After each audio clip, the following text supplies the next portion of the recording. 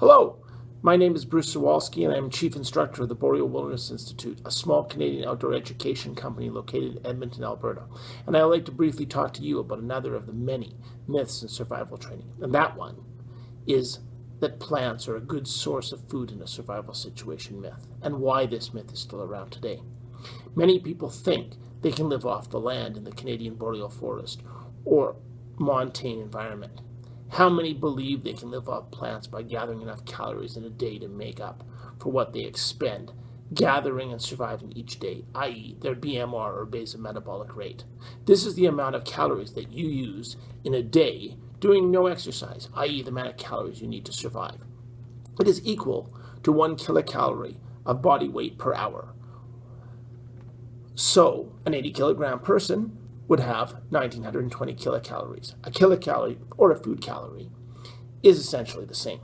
If you're hunting or gathering, the calories we use increase greatly, especially in the cold or at higher altitudes.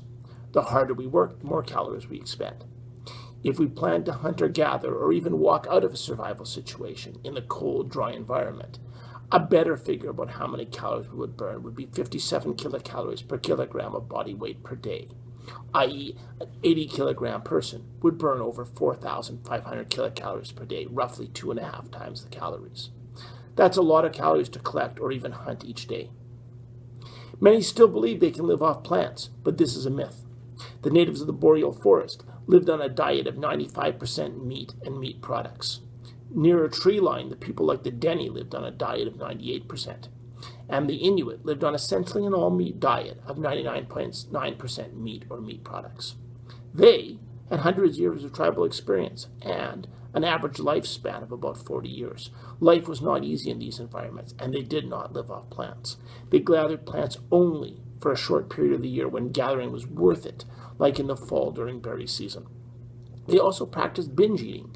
It was available, they ate it, and then they fasted when nothing was available. So, why not try anyway?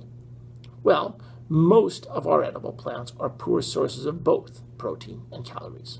We have no grains, even in our grasslands in Canada, worth producing as an agricultural product. Our farmers grow mostly Eurasian products. Except for berries in the fall, all we have is wild rice that has a very limited range and short season. Many of our plants have no food value at all. Eating these plants will actually cause a loss of calories as your body tries to digest something it cannot. Many others have low levels of toxins, which will not affect a healthy person ingesting small amounts, but may hurt a starving individual eating large amounts to avoid fasting or hunting for big game. Now, as well, there are at least 70 poisonous plants in Canada, plus many non-native invasive plants that are always creeping into our ecosystems. Learning what plants you cannot eat is actually harder than learning those you can, as there are very few edible plants that have caloric value worth collecting. A short list is the dandelion, nearly all plants in the genus Pterocaxum, many berries, and wild rose fruit. Sadly, this list is short. Even here, there are plants that you might mistake for these edible plants. Eating any plant that has another plant that looks similar to it, that has either no food value or is poisonous, which most do, is essentially a life-shortening strategy in a survival situation.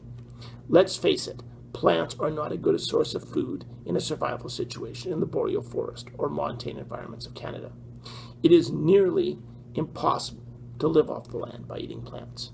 This myth is still around only because most people have not taken a realistic look at the science of modern wilderness survival and really studied survival physiology.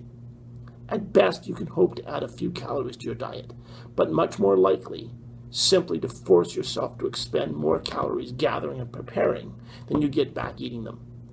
Don't bother in a survival situation. You will not starve to death for at least 30 days. So spend your time learning to light a fire in poor conditions, build shelters that will actually keep you warm, learn to purify water and melt snow.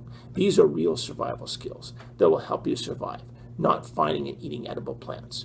Clear your mind of these myths. Concentrate your time on learning the techniques that will really get you home alive. So, what if you had to survive?